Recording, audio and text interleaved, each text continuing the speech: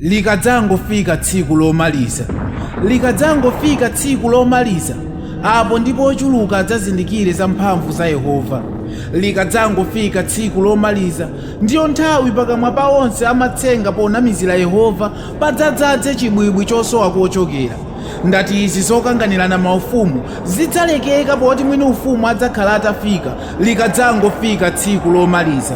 Okwatirana mphongo zokhazokha ndebvu zitadzadza ku chibwano pena aiti anamwali tachilengedwe chokoma ndati adzasowa kufotokoza likadzangofika. Inde likadzangofika ndithudi zedi ilo tsiku lomaliza. Ochotsa miyoyo ya anzawo ngati mbuzi, nkhuku, nkhunda pena nkhanga adzafunsidwa za mwazi wokhetsedwa pofuna chuma ndi maudindo a dziko lapansi likadzangofika ndati ilo tsiku lomaliza. Amphawi ndi amasiye adzapeza mpumulo ngati chawo chikhulupiriro achiyika pa Yehova. Nkhondo, chidani, chinyengo, kudzikonda, kukonda ndalama, kusamvera ndi kusayamika zonse azazichotsana malenga. Chinyengo pa uzimu, chiwembu, liuma ndinso kukonda zokondweretsa munthu kudana ndi za Yehova zonse zidzathetsedwa pamodzi likadzafika ndati ilo tsiku lomaliza. Ndati likadzangoti telite lipenga ogona mwa Ambuye akadzauka mwachimwemwe, nkhope zowala ndi zokongola, nawo ochimwa podzafika mwa mantha ndi manjenje pa nkhope yowala yana malenga.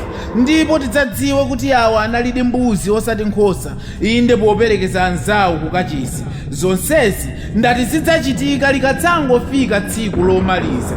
Kudwala pena ukayidi zidzathedwa ndi Mulungu likadzangofika tsiku lomaliza. Sikudzakhala kugwadirana pena kuopana poti tonse tidzakhala ofanana pa tsiku ilo ndati ilo tsiku lomaliza.